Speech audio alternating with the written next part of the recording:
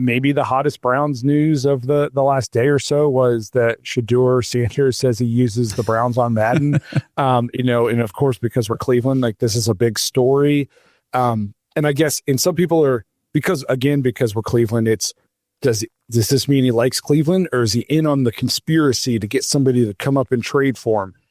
What do you guys think? Because to me, like, I think he won't play in Cleveland is so overblown. If he wouldn't play in Cleveland, his first top 30 visit, he just wouldn't have come to Cleveland. He would have let it be known, I'm not coming there. So I think all that is completely overblown. I think if we take him, he'd be more than happy to come play here.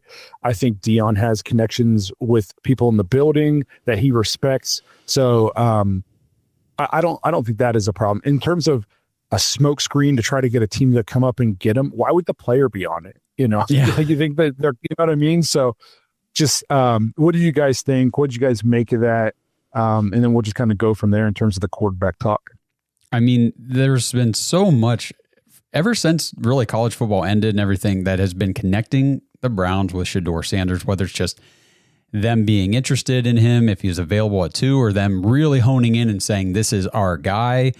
I don't know, but I do feel like it's not just a smokescreen, because like you said, we've made personnel moves, the Musgrave promotion and all that kind of stuff, the connections to Dion saying, hey, I've talked to the Browns and the Giants, and Shedeur, he's got the media, whatever, the media crew following him around, and they're posting these clips. Well, the first thing was, who's your first top 30 visit? The Browns. Well, you know, why did they clip that and post it to go viral? I feel like a lot of this is being somewhat coordinated, but I think it is to kind of ease us into this process of, hey, this might be our next quarterback. No, I agree. I guess then we'll kind of talk about, we saw a mock draft today. So it seems like Shedeur is okay with coming to Cleveland. At least that's the way it appears to all of us. And we saw Daniel Jeremiah put out a mock today where the Titans didn't take Cam Ward at 1. Who did they take? They took Abdul Carter. Okay, so they took Abdul Carter, which means in a situation that I don't think a lot of people foresee happening, but that Cam Ward and Shedeur Sanders will both be available at 2, and he had us taking Cam Ward. If they're both available, who are you guys taking? Yeah, I mean, right now I think I'm leaning towards Shedeur Sanders. You know, that would be my pick at the moment. The familiarity things that are happening as far as the coaching staff, Blake's touched on it a little bit, and Josh too. I think his playing style kind of fits a little bit better with what Kevin Stefanski's offense, like at its core, those are the principles, you know what I mean? Do I think that, like, I don't want to say you get stuck with whoever's left over, because at this point, I'm like, we need a quarterback, and there's a potential to get the guy, or, you know, a lot of people think Cam Ward's the better guy. So for me, as long as quarterback is addressed at 2, I'm okay. I'm with you, Justin. It's a nice position to be in, honestly, where we've got the number 2 pick.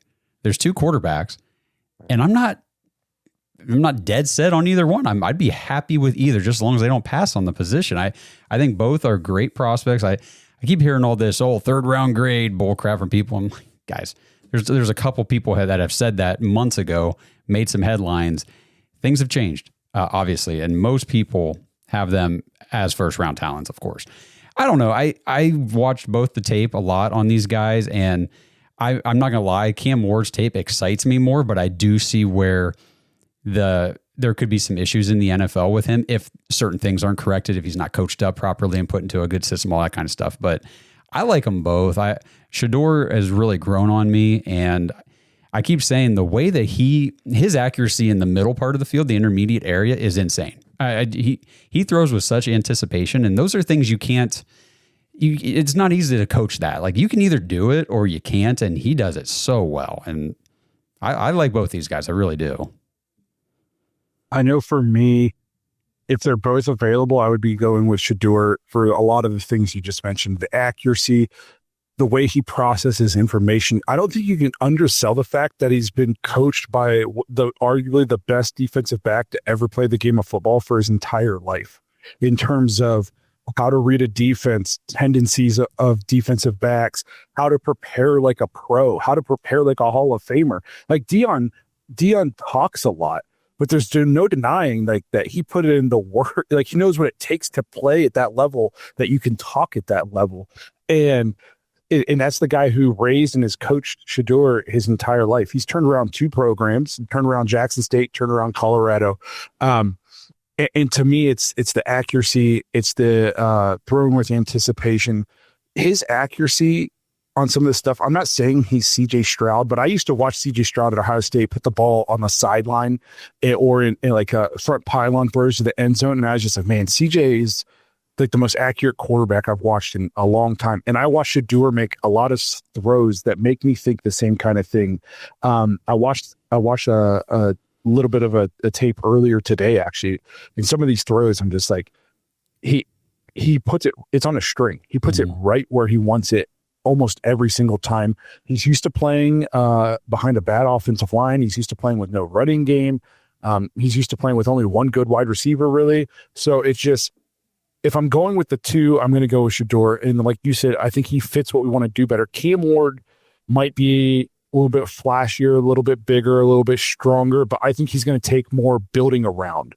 I think when you bring Cam Ward in, I don't know if you put him in a Kevin Stefanski offense. I think you got to go the route of like how we tried to do it to Sean, in terms of we need to put pieces around him to run the offense that is going to suit his strength, which if you're going to take Cam Ward, I think that's what you should do.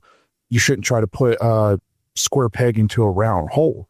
So I just think Shedeur fits what we want to do better, and it'll require less other maintenance around him in terms of changing up our identity, which we just found out last season is terrible. We don't want to do that. We don't want to have an identity crisis 2 years in a row. So I would probably go with Shedeur if they were both available. And I'm starting to see some people creeping in where they're saying he is the QB1. Yeah. The further we get into this draft process. Yeah. I was bummed about Cam Ward if we would get him, but if the Titans end up going Shedeur 1, I would definitely be, at least I would feel like we got the second best quarterback if we ended up getting Cam Ward. So one thing that I want to mention, I think I've said this before, but I keep telling people what I like about Cam Ward. I like what he does on the field. The dude has some tools. But this is a guy who went from 0-star recruit, had to sign on with Incarnate Word, played there for 2 years, then had to go to Washington State, played there for 2 years, and went to Miami and ended up turning himself into a Heisman finalist, potential first overall pick in the NFL draft.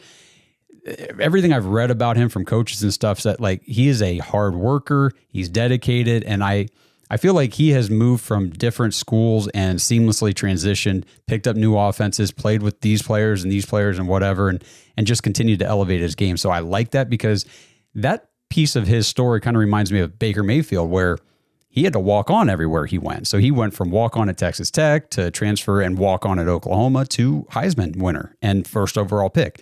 It's those kinds of things that make you look at a prospect and say, okay, I know he's got the drive to push himself to be, great, which to me is important, because a lot of these guys, they get to the NFL, they get their first big paycheck, and it's like, that's pretty nice money, And that's I think that contributes to why some of these guys, they come in with all this talent, and after the rookie contract, they're really not around anymore. I guess for me, we've talked about this a lot, is so much of where you're going to be successful is fit.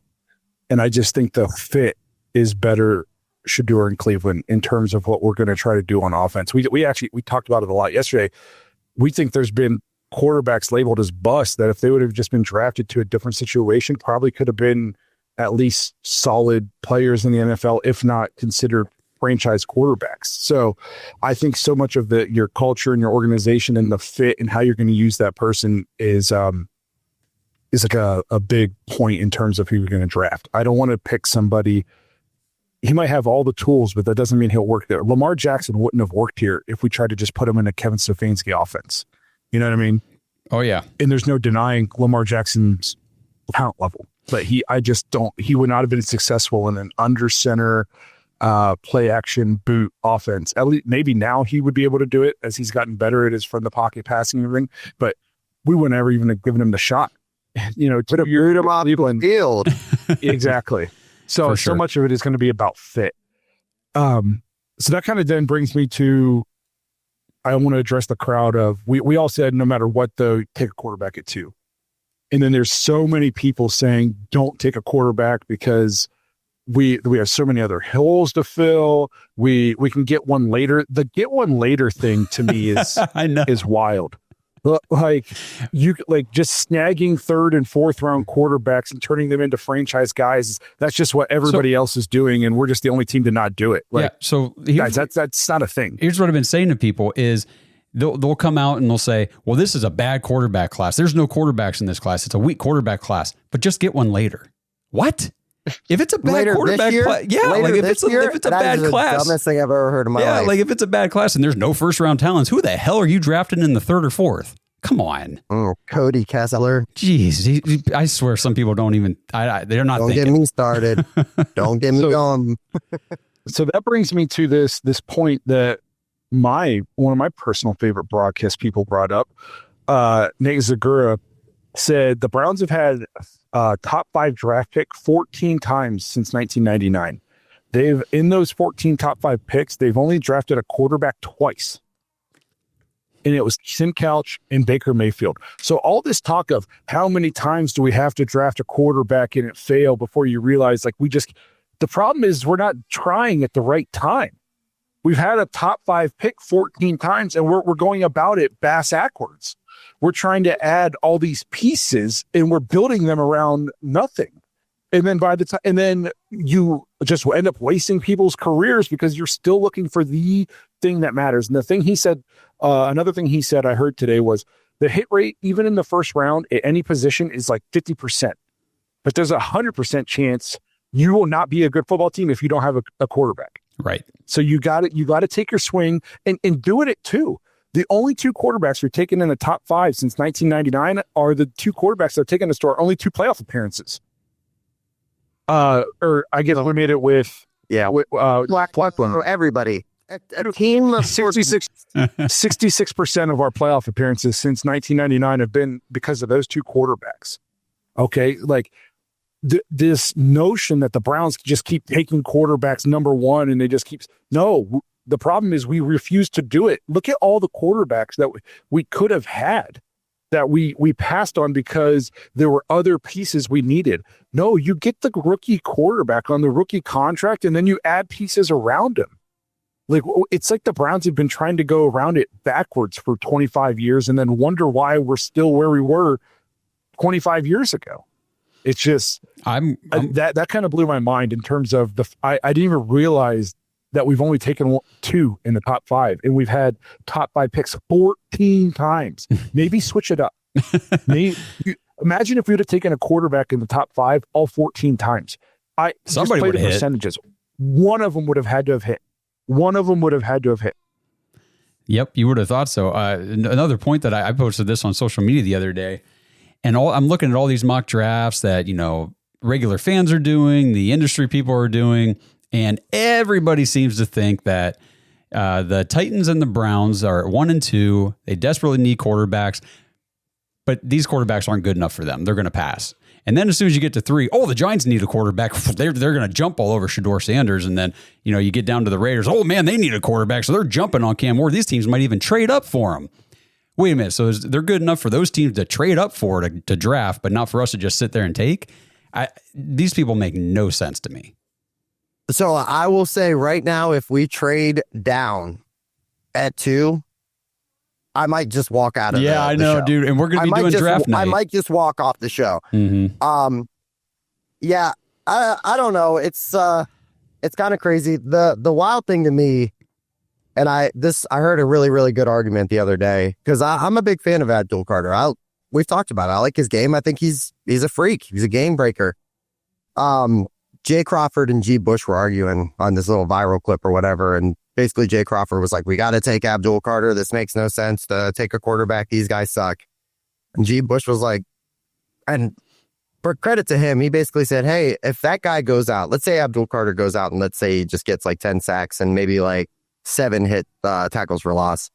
He impacted 17, plays. Obviously, there'll be more of that. Why wouldn't you want the guy that generates every play on offense right off the bat? That is your guy. Why? And he was talking and I was just like, nailed it, dude. You absolutely nailed it. And I don't agree with him on a lot of stuff. I was like, it couldn't be put any better. And then you argue with Browns fans and they're just like, nope. We don't need a quarterback, even though that's our biggest issue right now. We don't have a quarterback. Dude, I've been arguing with people about this whole Abdul Carter thing like crazy. And my point is, everyone says, oh, you got to take Abdul Carter. You can't take these quarterbacks.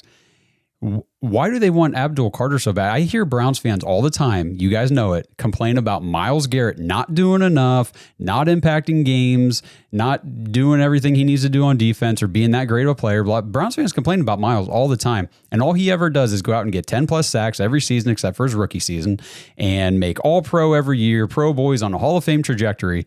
And people complain about him. Well, what's Abdul Carter going to come here and do? He's going to do better than Myles Garrett? That's a high bar. I keep hearing too, we got to draft Myles' replacement. Who says we're trading him? I mean, let's pump the brakes a little bit, guys. Like, I don't know that the Browns are going to do him a favor at this point. I mean, if we don't do the trade before the draft, what's the point of doing it? Right. You know what I mean? And like Blake always says, Myles got his 3 wins this year. So what do we need his replacement for so badly?